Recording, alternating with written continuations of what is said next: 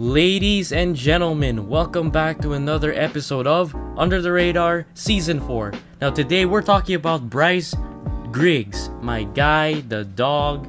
In my opinion, the best player in OTE. There's a many amazing players in OTE, but Bryce Griggs just stands out like a sore thumb for amazing and good reason. Now, like many of these hoopers that are in OTE, he was actually very highly sought out by many established basketball programs around the country. And let's roll the clock a bit. How did he become a professional basketball player at the age of 18?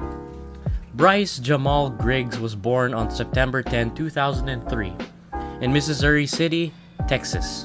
He's currently a 18-year-old professional basketball player for OTE basketball or overtime elite basketball in a more extensive manner.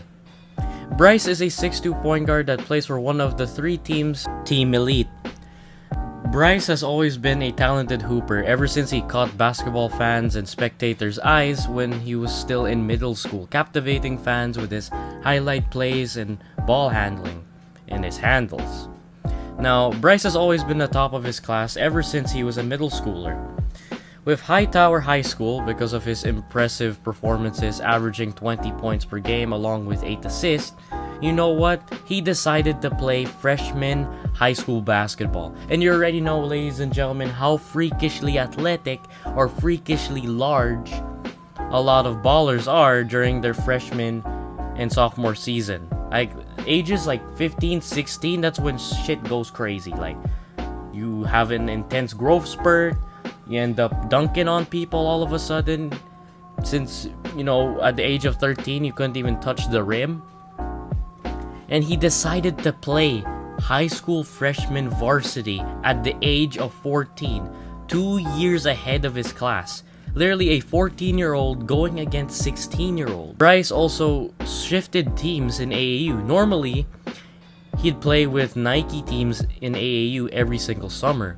But did you know, ladies and gentlemen, that most recruiting websites and writers only grab and notify and only watch recruits that are from Nike summer teams? Like, at least most of them. Not saying all of them, but most of them. Because if you play with Nike teams, because it guarantees you more opportunities, more exposure, and better college opportunities. And I know that Nike has always been the marketing leader and generally the leader in the sports industry. But come on, man. Nike, I mean, you got Adidas, Puma, New Balance. I know that they're not as good, but you gotta spread around a little bit because little gems like Ja Morant and Bryce Griggs could easily just slip under the cracks. And then you'd wonder, as soon as they hit the pros, hit college, why didn't I get that guy? Why didn't I, cover a story on that guy? That's probably one of the biggest reasons why. Now, sadly, if you play in other brands like Adidas, Puma, New Balance, and Under Armour, you will get less opportunities, less colleges looking at you. Wow, man, that is so brandist. Literally, like, do you see what I did there? I made my own word, brandist. Racist and brand thing, I'm sure that you ladies and gentlemen might get it. Alright. Now, when Bryce decided to play for Team Harden, who is in Adidas, as we all know, with his Harden 5s or Harden 6 that's going to release soon. But sadly, he was not getting the same attention as before, even though he was destroying everyone, including people that are in Nike teams. The dude was averaging 20 points, 6 assists, and 4 rebounds in his AAU season against 16-year-olds. And he was 14! All of this in one season. Almost his whole entire career in high school, Bryce would be on top of his class. 5-star recruit, number 1 player, but sadly, he dropped to a 4-star recruit just because of the brand that he wore on his chest every single summer. Honestly, that is some BS. Literally, Chris move, that's BS. Bryce dominated the older competition by averaging 21 points, 4 assists, 4 rebounds, 2 steals, and a 34% from downtown for his freshman season. Then he increased his numbers in his sophomore season to 24 points per game, along with 4 rebounds and 4.5 assists. In his final season, his junior season in high school, he averaged 22 points, 5 assists, 5 rebounds for his final season as an amateur, a final season as a junior. But still, coming out as a junior, Bryce had a lot, when I say a lot of college offers from amazing programs. As a 4-star recruit, he grabbed Baylor, Duke, Houston, Kansas, LSU, Memphis, Oklahoma State, Texas, his very own, birthplace, Texas A&M, and Texas Tech. Literally the 3 best basketball programs in the whole of Houston, besides, the Rockets and the Spurs and the Mavericks, literally wanted him. Bryce decided to go a different route, a way more different route that most 5-star recruits weren't really thinking about. That road is OTE.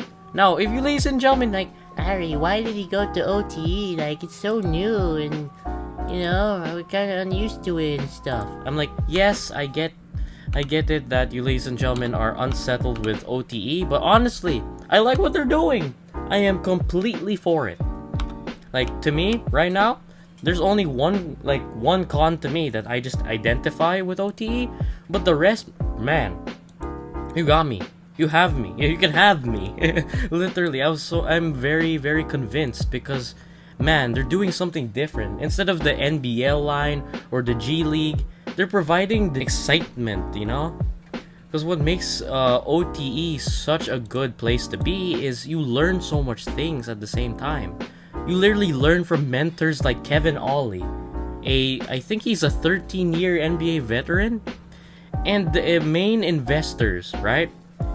In overtime, they have Kevin Durant, Trae Young, they have Drake, Carmelo Anthony. If those people believe in you, holy hot diggity dog, you're good. You're good. And not only that they're there as investors, but they're also there as mentors. Imagine having Kevin Durant as your mentor. Literally, if Kevin Durant just walked out of my door right now, I would literally have a mini heart attack and get, starstruck at the same time that one of the greatest scorers of all time just walked through my door, And what makes this cool at the same time is they also can get educated, because players can get educated really extremely well because they're getting some of the best, most educated, most accredited support from some of the best professors, teachers in the whole entire country. And they're more focused towards the learning, development, and education of players because there's a 4-to-1 or 1-to-1 academic support to student to teacher ratio. So you can really just focus not only basketball, but focus on things that you still need to learn in school. And not only that, you get to learn valuable life skills like financial literacy that has been quite a problem in the NBA with their financial mismanagement, of them not being able to extend their careers because of the lack of sustainability of their bodies and stuff. And then of course they have social media training, how they should answer questions for reporters, or how they should expose another career move by themselves, or them not teasing certain things, and advocacy in sports, mental health and wellness, and the business side of basketball. And I like it for a fact that OT is actually willing to throw $100,000 just in case if you want a college education, which is pretty dope. That's a pretty dope backup plan. Now, the possibility of them going against professional teams outside the US is going to be a really, really fun option. But the only thing I have against OT right now is the legitimacy of how hard they play. Because the G League and the NBL, because, they're already verified, because they already established pro leagues and stuff. But you have to think about it that for Ignite, at least they're going against actual pros already. They're going against people that already have seen the NBA light, the NBA game, who has probably played a couple NBA games and the hunger and stuff. But honestly, after that, man, OT is pretty legit. It's a legit option, and I like it that basketball is branching into more areas, so we could really see how culturally diverse that we are in basketball, and to make it a global sport, literally grabbing some of the best high schoolers around the world. And I think because of the clause that's going to close soon, that high schoolers can eventually go to the NBA, why not test the waters? And it was an amazing move by Overtime to be able to give these young hoopers a chance into making a real difference in the basketball landscape. So, Bryce, keep doing what you're doing, man. I saw your game winner. I saw the 20 bomb, the 30 bomb, the 25 bomb. Keep doing what you're doing, huh, buddy? You are a real hooper. So best believe it, ladies and gentlemen, I'll be watching every single OTE game until I go to sleep. Alright? Hit the like button, hit the subscribe button to join the family, and I shall see you all next week. Bye-bye.